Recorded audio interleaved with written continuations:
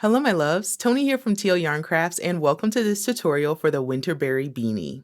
The classic design of the Winterberry Beanie allows the luster of Hobie's Pearly Haze yarn to shine through. Practice your Tunisian crochet skills by working this hat flat with a straight hook. Begin with the irresistible honeycomb stitch, then transition into soothing knit stitch. The 8-point crown shaping adds a touch of slouch for that effortlessly cool look.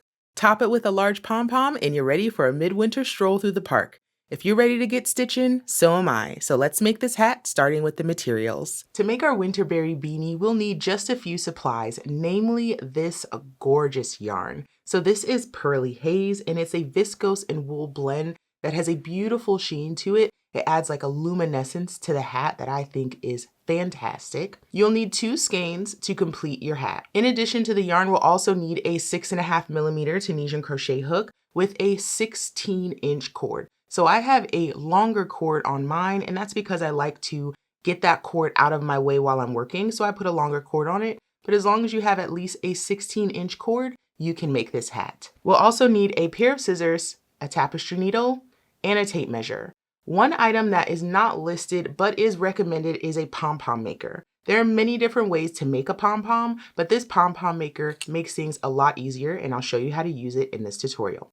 Now let's get started on our gorgeous hat. We'll start with the foundation row. Begin with creating a slip knot and place that on your hook. And now we need to chain 68.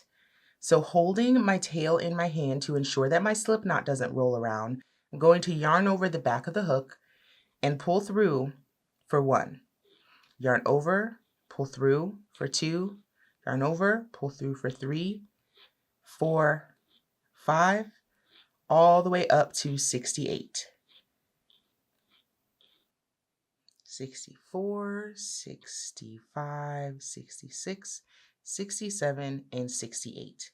Once you have all 68 chains, we'll now build the foundation. So if I look here on the front of my chain, I can see all of these beautiful V's. Since we're doing Tunisian crochet, I want to rotate the chain towards me and expose this channel of back bumps right there. So we're going to work into these bumps to create the foundation.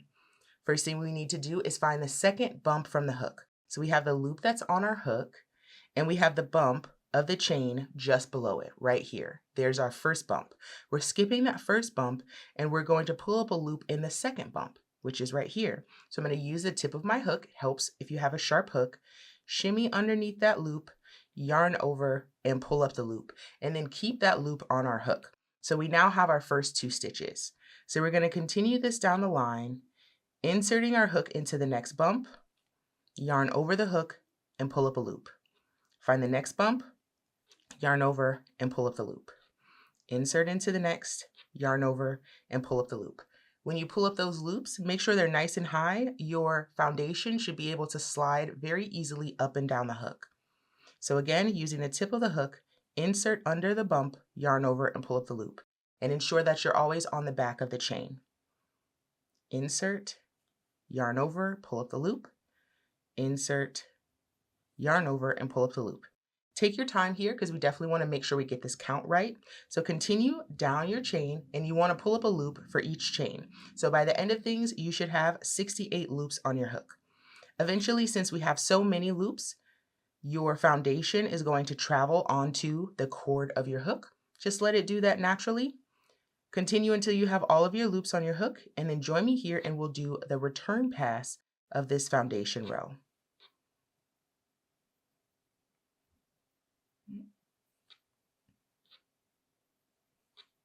Just a few more bumps to go here. Insert, yarn over, pull up a loop. Insert, yarn over, pull up a loop. One more. This one's always a little tricky, but we'll insert, yarn over, and pull up the loop. So your foundation should look something like this. We've just completed the forward pass where we collect our loops, and now we'll do the return pass where we work the loops off of our hook. And here's how that goes. First step is to yarn over our hook, and we're going to pull through just this first loop right here. So just that first loop, we'll lift it up and off the hook. That's our chain 1 that we do at the beginning of every return pass, and it helps to lift the row to the correct height. Now from here, I like to scrunch these loops up towards the top of my hook because we're going to work them off of the hook. So I'm going to yarn over my hook, and this time I'm going to pull through the next 2 loops. Alrighty, and pull through. Yarn over, pull through 2 loops, yarn over through 2 loops, and we're going to do that until we have just 1 loop left on the hook. So yarn over, find the next 2 loops, and pull through. Yarn over, find the next 2 loops, and pull through. Again, until we have 1 loop left on the hook. Just a few more stitches left here. Yarn over, pull through 2 and 2 and 2 and 2.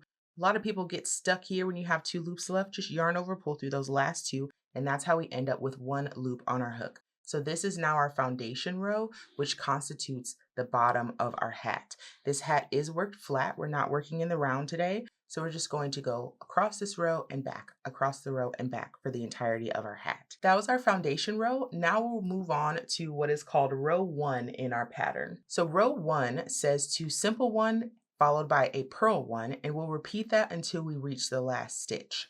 So here's how that goes. First loop on our hook always counts as our very first stitch. So we're skipping this very first vertical bar here, and we're going to work in this next vertical bar right here between my thumbs. So first we need to simple 1. So we're going to take the tip of our hook and insert from right to left just under the front vertical bar of that next stitch. Just like that. Yarn over the hook and pull up the loop, and there's our first simple stitch. So we have the loop that was on our hook already and the stitch we just made, and that is 2. Now we need to purl the next stitch. So that takes a couple of steps and we'll do it together. So first things first, we need to bring the yarn to the front of our hook. So we can do that a couple different ways. If you're brand new, what I recommend is just to lay the yarn in the front of your work, just like this. Okay? We'll insert into that next stitch, and then we're going to bring the yarn back to where it started. We're then going to yarn over and pull up the loop. When I pull up the loop, I like to use these 2 fingers to pinch the work away from my hook, just to give it some wiggle room to be able to move through that stitch, and I'm going to pull through the 1 loop. We know that we made a purl stitch because we end up with this little purl bump, this little horizontal bar in front of the stitch. So there's the loop we started with. That's our first simple stitch, and that was a purl stitch. So we need to follow this with a simple stitch. Remember, we're going to take the tip of our hook, inserting from right to left underneath that stitch, yarn over the hook, and pull up the loop. Let's do another purl stitch together. So first things first, yarn comes into the front. We're going to insert into the next vertical bar just like we do for our simple stitch. Bring the yarn back to that starting position. So we're going across the front of the stitch we just inserted into. We'll then need to yarn over and pull through the loop. Follow that with a simple stitch. Now, if you're feeling more comfortable with your purl stitches, here's my recommendation for moving the yarn to the front without having to let go of that working yarn. So instead of laying it in the front like this, instead I'm going to keep it in my hand and I'm just going to bring it to the front of the hook like this. So right now it's between the hook and the work. I need to bring it to the front so that there is no yarn between the hook and the work. So now I'm going to take the tip of my hook, I'm going to insert it into my next stitch. I'm going to bring the yarn over the front of the stitch I just inserted into to go back to that starting position. And now I can yarn over and pull through the loop. So we simple 1, purl 1, simple 1, and purl 1. Yarn to the front, insert, yarn to the back, over and through. Simple 1, purl 1. One more time. Simple 1, purl 1. Just like that. So we're going to repeat these 2 stitches down the line until we get to our very last stitch all the way over here. And meet me when you get there. I'm nearing the end of my row. There's a purl stitch, simple 1, and purl 1. And after this purl stitch, I now only have my very edge stitch left here. So we're going to work this edge stitch like a simple stitch, but we do have to insert our hook in a very particular place to make sure we have even edges on the left side. That's going to be especially important because we'll eventually seam our hat together along the beginning and end edges. So the cleaner this edge is, the easier it will be to sew together. So the first thing I like to do is kind of lift that corner away from my work. I am left with what looks like two sets of chains on top of each other. So we can see here, we've got a little V. So there's that top chain. And then here we have a little V. There's that bottom chain. We're looking for the bottom chain, specifically the left bar of that bottom chain, which is right here. But we need to insert under that left bar as well as one other loop. And the way to find that is to rotate your work towards you. So here's that front loop that we found already, but we also need this little loop right here. And I like to call that the shadow because it sits right behind and is half as high as that front loop. So we need to insert under both of these loops to make sure we have a clean left edge. So here's what I like to do. Kind of pinch that work between your fingers and then use the tip of your hook to insert under both of those loops at the same time. So now I have that front bar and the shadow together. From here, I'm going to yarn over my hook and pull through that last stitch. So here's what things look like so far here on the forward pass of row 1. And from here, we're going to yarn over, pull through 1 to start the return pass. And then we're going to do that return pass just like we did the last one. After we do the yarn over, pull through 1, we'll yarn over, pull through 2 and 2 and 2, all the way until we have one loop left on our hook. So the return pass is always the same throughout this pattern. Yarn over, pull through 2 and 2 and 2 again until we have one loop left on the hook, and then join me when you get there. Nearly done with this return pass, and we've got one loop left on our hook. So that is complete. Now let's move on to row 2 of the pattern. So whereas before we started with a simple stitch, this time we're going to start with a purl stitch. We're making what's called the honeycomb stitch, and it involves alternating these 2 rows. So here was row 1 of the pattern. We're going to move on to row 2.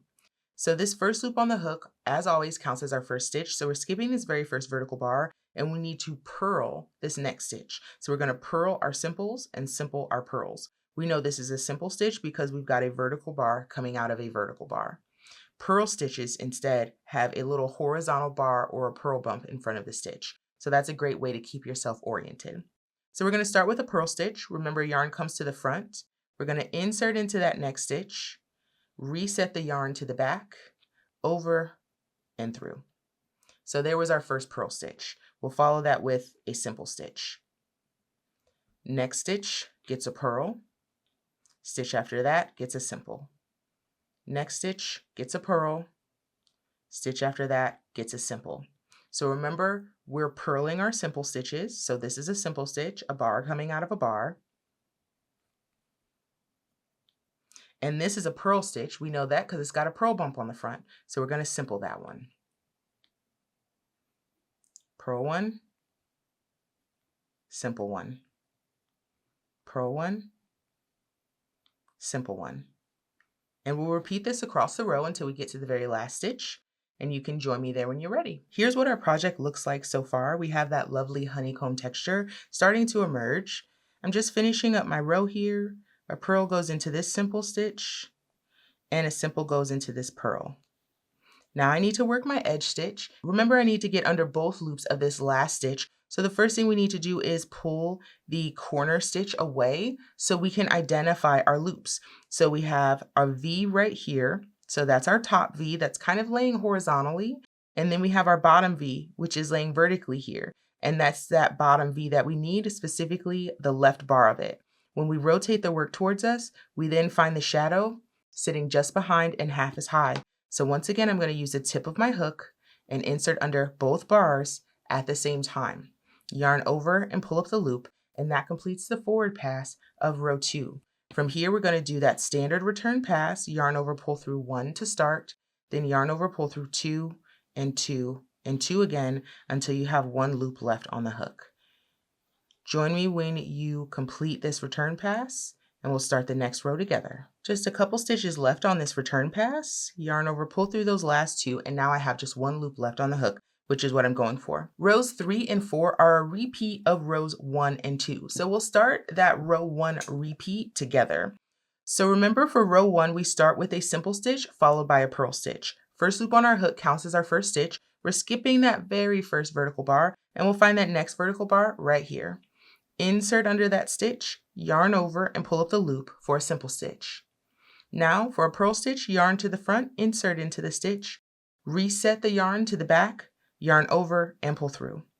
So once again, we're simpling our pearls and purling our simples. And that is the honeycomb stitch pattern. So this is the row 1 repeat. And for the row 2 repeat, instead of starting with a simple stitch, we'd start with a purl stitch. So I'd like you to continue from here. For row 3, we start with that simple stitch followed by a purl. Row 4 is also in honeycomb. We start with that purl stitch followed by a simple. And then we'll want to do row 5, which is a repeat of row 1, where we start with our simple once again. So continue in that way until you have 5 total rows made in your honeycomb pattern. If you're curious how far you've gotten so far, you can always count the V's on the side of your work to see what row you're on. So our foundation is this large V right here. And then we have row 1, which is this V, row 2, which is this V, and row 3, which is the V that is currently on our hook. We want to finish with 5 total rows worked in our honeycomb plus our foundation row. So continue until you've completed all of your honeycomb rows, and we'll take it from there. And here we are, friends. After the 5 rows of our honeycomb stitch, we can start to see that beautiful pattern emerge. So you can see right here, we've got that 6-sided honeycomb happening right there. So when you're counting your rows, we just want to make sure we have enough rows for the brim. We have our foundation row, which is this first V, and then we have rows 1, 2, 3, 4, and 5. So I completed working in my honeycomb stitch for 5 total rows after my foundation.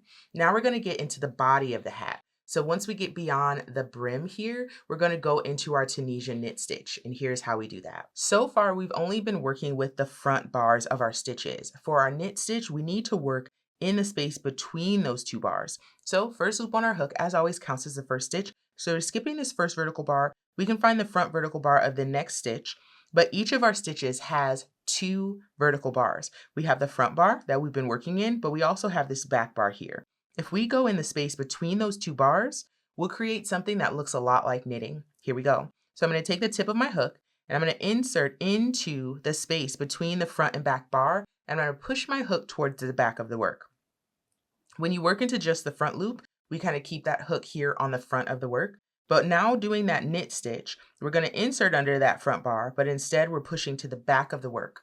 So the other loop of this stitch is now on the back of the hook and the front loop is on the front of the hook. So once again, inserting between the 2 bars of that stitch, yarn over, and we want to pull up a nice tall loop. We want to be very intentional of pulling these loops up high. If you don't and your tension is too tight, you're going to have short little tight stitches. We want tall, loose, flexible stitches for our hat. So we're going to knit each stitch across, regardless of if it's a purl or a simple. So our next stitch is right here. We're inserting in the space between the front and back bar, yarn over, and pull up the loop nice and tall. So the easiest way to pull that loop up is to kind of lift the hook away from the work, and that's how we get a tall loop. Insert between that front and back bar, pushing to the back of the work, yarn over, pull up a nice tall loop. Kind of yank it away from the work so it's nice and tall, just like that. Knit the next stitch and the stitch after that, and we're knitting each stitch across the row.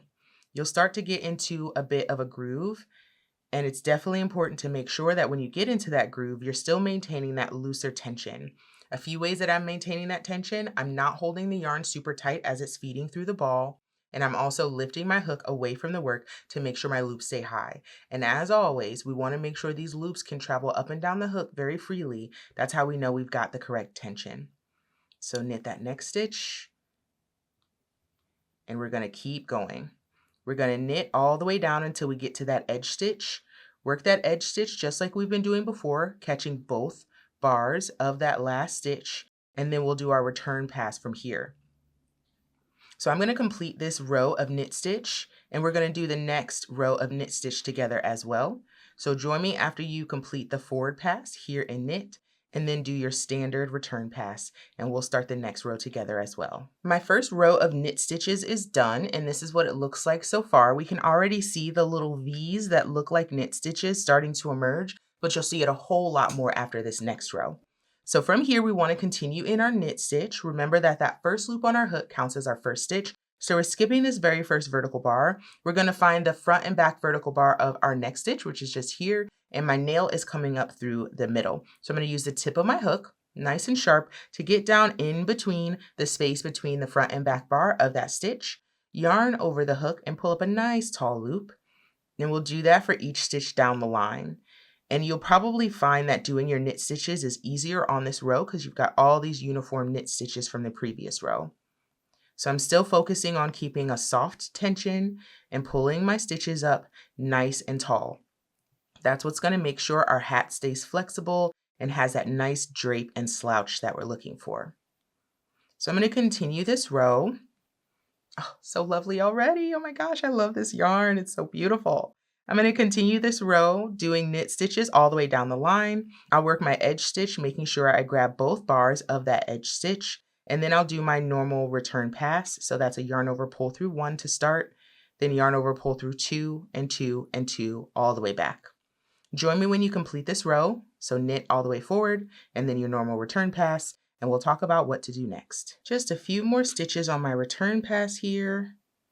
Yarn over, pull through these last 2. I'm going to lift my hook up and out so we can really take a closer look at this work. So we've got our brim stitches down here, but now you can see that lovely knit stitch starting to emerge. Isn't that beautiful? Can you even believe this is crochet? Oh my goodness. So from here, we're going to continue working in this knit stitch. So we're just knitting each stitch across, working that edge stitch, normal return pass, just like we've done for the last 2 stitches.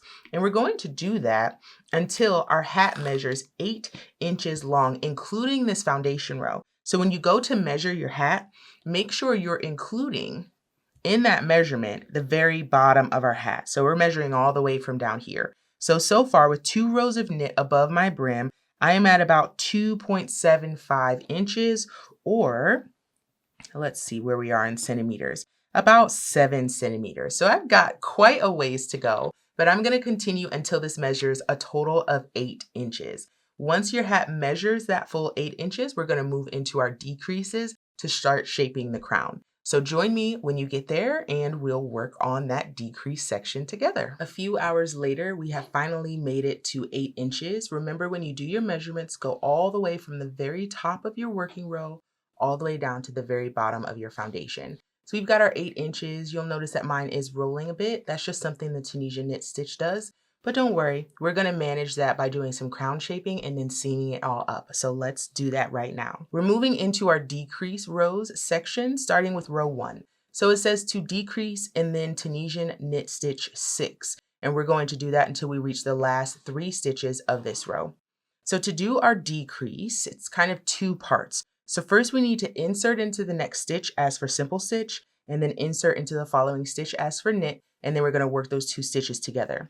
So the first loop on my hook, as always, counts as the first stitch. We're skipping this very first vertical bar, so using the tip of my hook, I'm going to grab the front loop of the next stitch, just like I did for simple stitch back in my honeycomb rows. Next step is to grab the next stitch right here as for knit stitch. So I'm going to go down between the 2 bars of that stitch, pushing to the back of my work. So I have the loop I started with, this one that I lifted up as for simple stitch, and this one that I inserted into as for knit stitch. I'm going to now yarn over and pull through both of these stitches to work them together, just like that. And when I pull out of that stitch, it looks a bit like a knit stitch.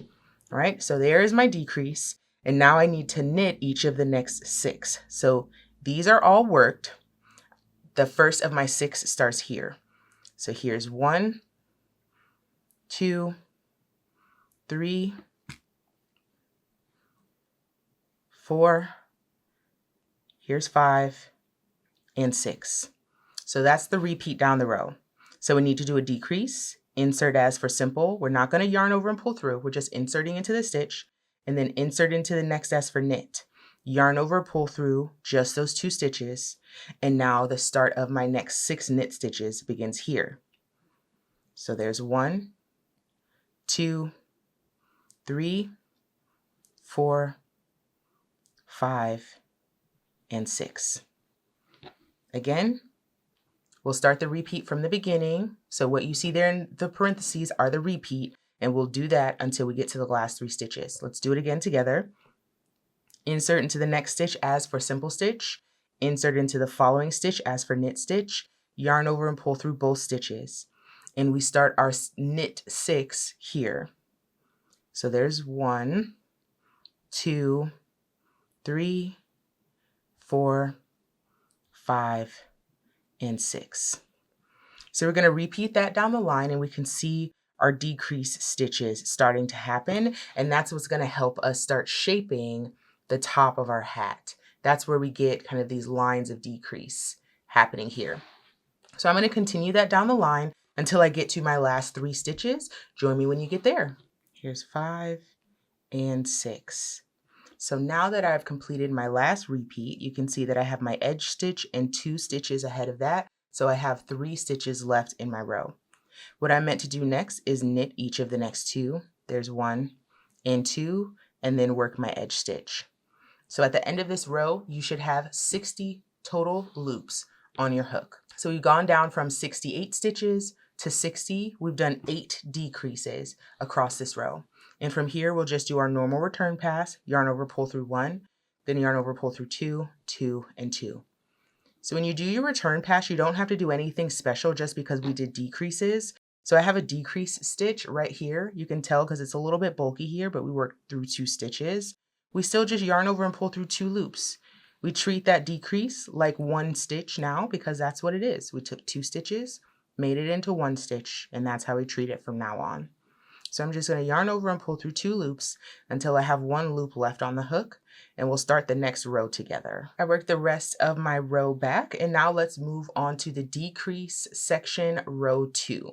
So now we're meant to decrease followed by knitting the next 5 stitches. So let's see what that looks like.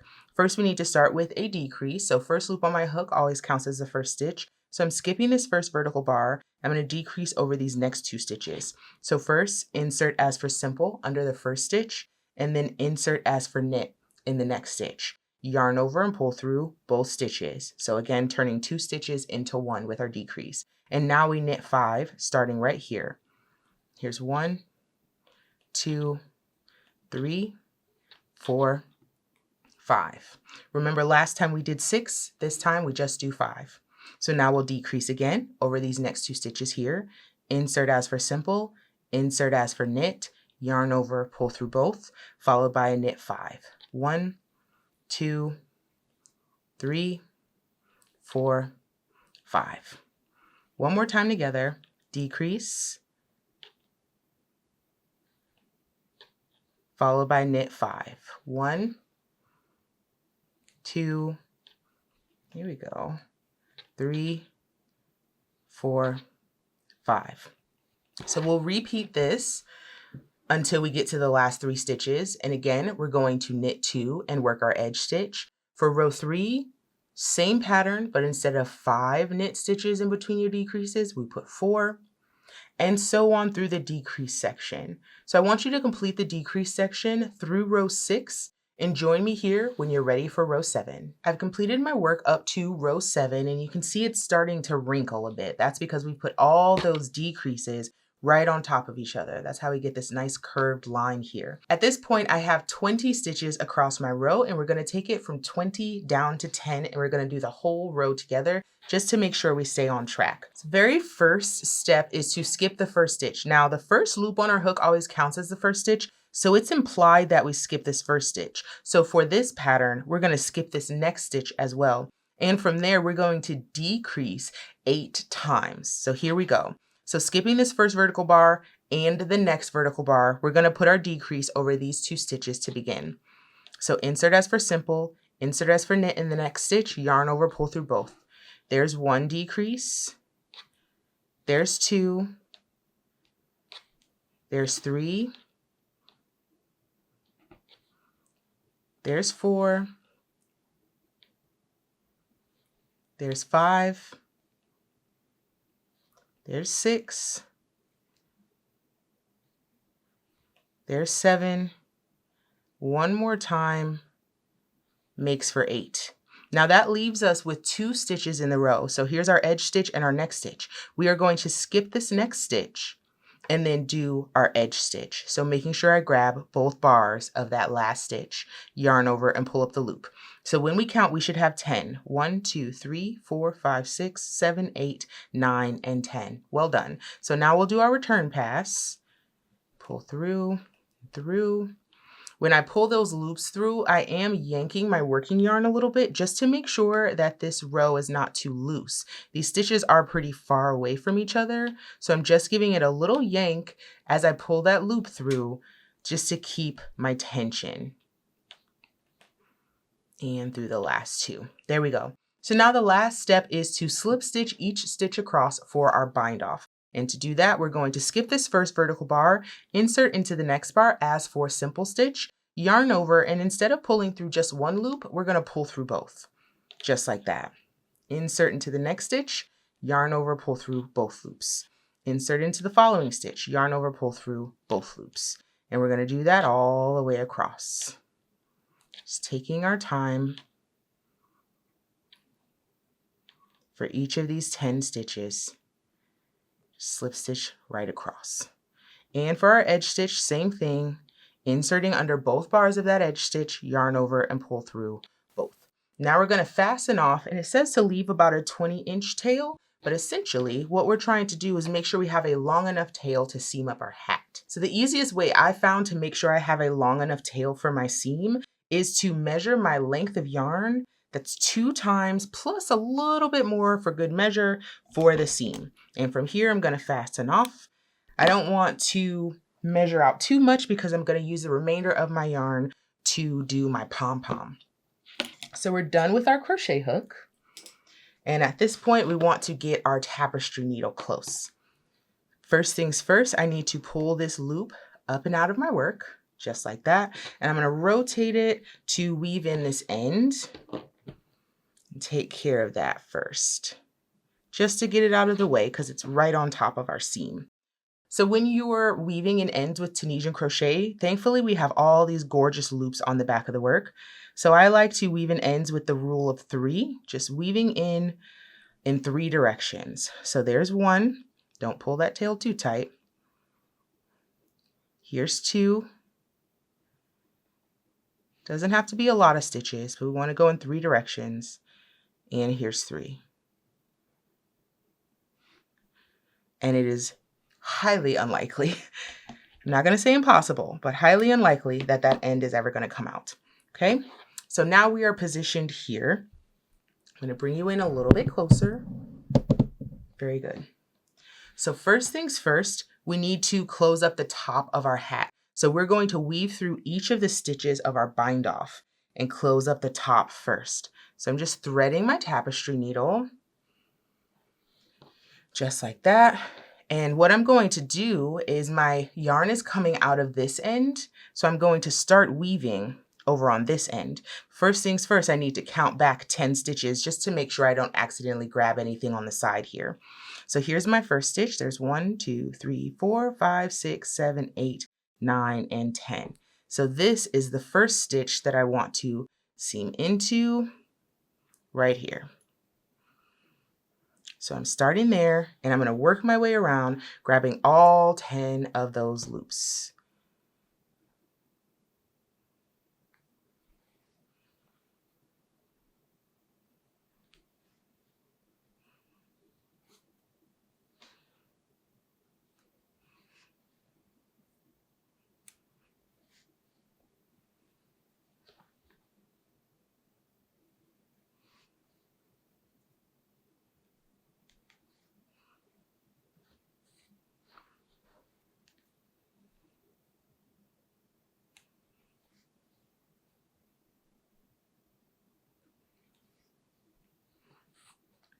So our seam is going to go here. So I'm going to go under this last stitch right here just to make sure everything is nice and secure.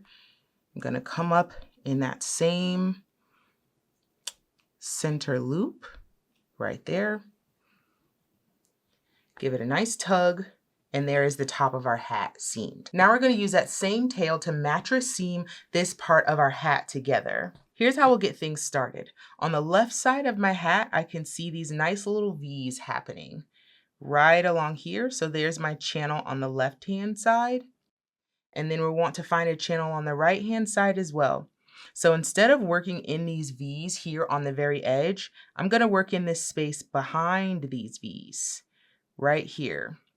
these open bars. What that's going to do is give me a nice clean seam here on the back of my hat, so I won't even really be able to tell. If we look at the original, the seam is right here. It's a little bit thicker on the inside, but it gives us a really clean look on the outside. So let's do that together.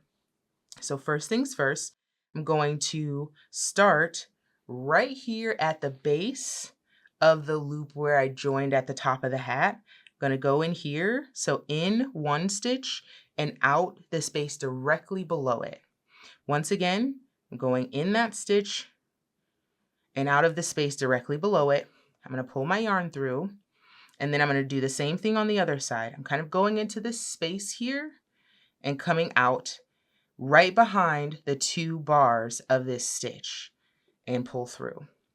So I'm just going to alternate that back and forth. So now going back into the space that I came out of on the left and coming up into the next space, coming out of where, or going into where I came out of on the right and up the next space. So I'm leaving these 2 bars open and I'm going up in the space behind those bars. So this is the mattress seam and it makes it nearly invisible.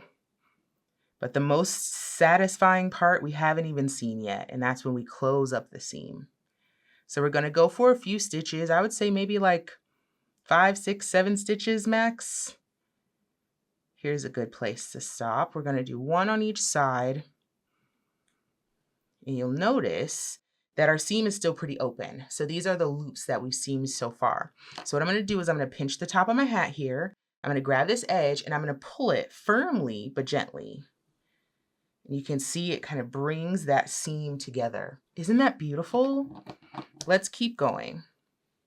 So again, this is where I came out of here on the left. Let's get you a little closer so you can really see what I'm talking about. So if we take a look, here's where I came out of on the left side, right here. I'm going to go down in that space, up in the next space. I'm not catching any loops. I'm just working in these spaces behind the V's that are on the edge of my seam here.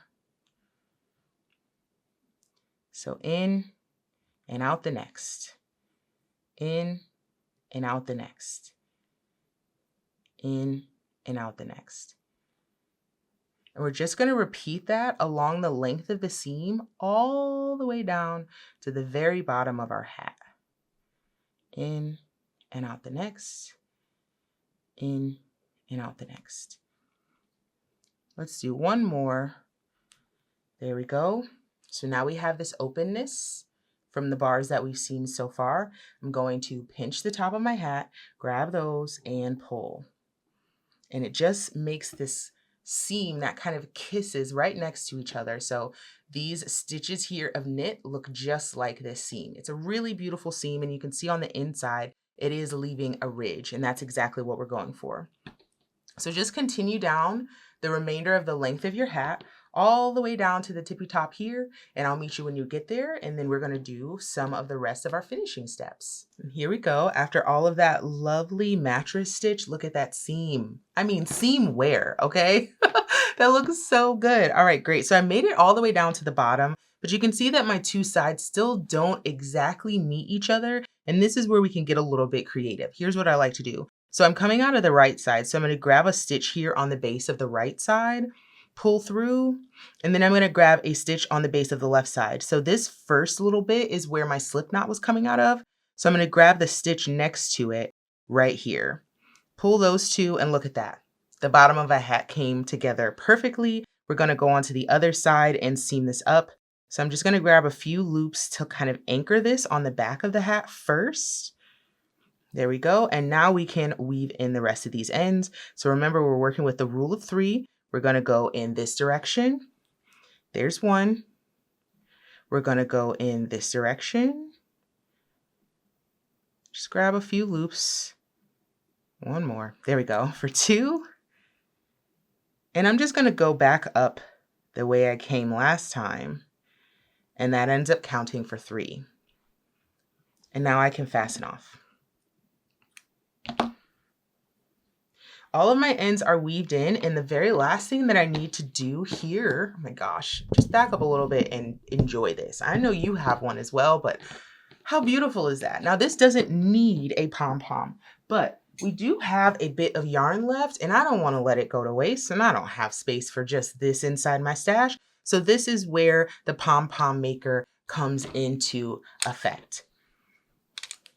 So the way that we'll use this is we'll open up one side and we'll start wrapping just about half of the yarn that we have left around this first side. I like to open it up and kind of hold it in my right hand here. I'm going to grab that tail and hold that under my right thumb. And then I'm just going to start working this around, and you can see that I'm kind of pulling the loops down next to each other, but I'm not applying too much force here. I'm just lightly wrapping this around. And I'm going to keep doing that until I've used what feels like about half of the yarn. This is not a science, this is more of an art. So just keep on wrapping.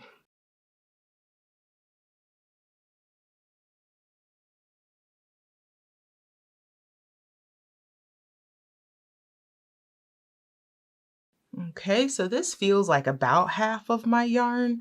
So I'm going to make my way over to the left-hand side because now I'm going to close this arm, flip this bad boy, and open it on the other side.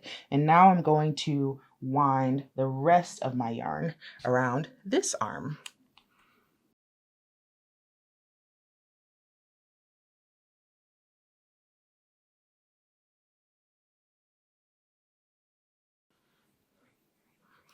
Right, I'm getting to the end and I want to use every single inch just like that. Now I do have some yarn left over from when I weaved in the end for the back, and this is enough for what I need to attach the pom-pom with. Just make sure you leave a small length of yarn for us to actually attach the pom-pom. So now I'm going to close the pom-pom, clear some space because it could get a little bit messy, and I'm going to, with my nice sharp scissors, go around the pom-pom and free the loops. So I'm just going into, there's a bit of a groove here. I'm going to go into that groove and just start cutting short snips just to make sure that these all stay about the same length.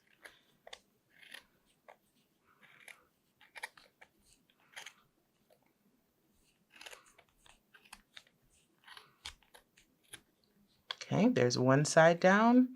Let's head to the other side.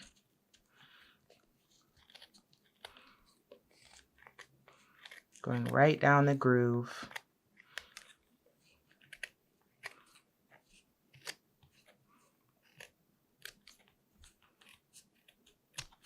Just like that. So now we want to secure the pom-pom. So I'm going to shimmy this yarn down this ridge here to the other side. I'm going to give it a tight tie on this side. So tighten it. It's going to go all the way in. You see those fibers contracting? That's because I'm tightening this down in the center. I'm going to bring it to the other side. I'm going to give it a nice tight tie on this side as well. Don't tie it so tight that you pop the string, but we'll double knot it on this side. And now we're going to open both of the arms. There's one side and the other side. Pop these apart, just like that. And now we have a lovely pom-pom.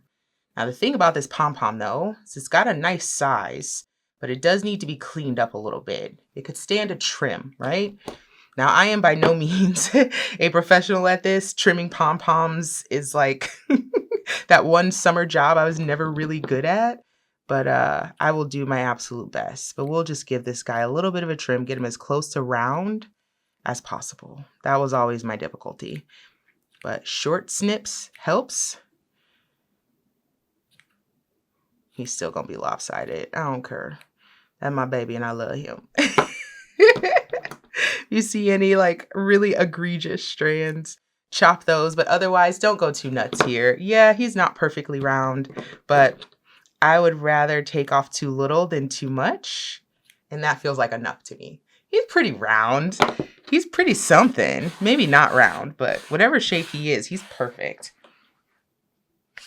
So now we'll grab our hat and we'll need to take both of these ends and put it into the hat. But the easiest way to make sure that this pom-pom doesn't flip-flop around all over the place is to make sure that we're working on either side of this bind-off edge that we worked together. So this side, I'm going to go kind of down on this side, and pull the loop through. Just pulling it through the inside of the hat. I'm going to grab the other loop. And if we take a look, that first thread went on this side of the circle. Now I'm going to come down on the other side. And what that's going to do is give this a bit of a base for the pom-pom to sit on. So I'm just going to pull it through to the other side. And I'm not going to double knot this. Instead, I'm just going to tie it just like that. And I'm going to tie it as if I was tying a shoelace. Then that way we can take our pom-pom off later if we need to wash our hat. So there's our seam on the back. We can feel it on the inside and see it just slightly on the back, but look at that. How cute. Oh my gosh, it's adorable. Oh, wow. And that is our completed hat. I think it turned out pretty darn good, and I've got a feeling yours is amazing as well. So at this point, you may want to steam block your hat just a little bit, just to soften up those fibers. But otherwise, I think it's pretty darn perfect. So thank you so much for joining me for this tutorial, and I can't wait to see you in the next one. Bye.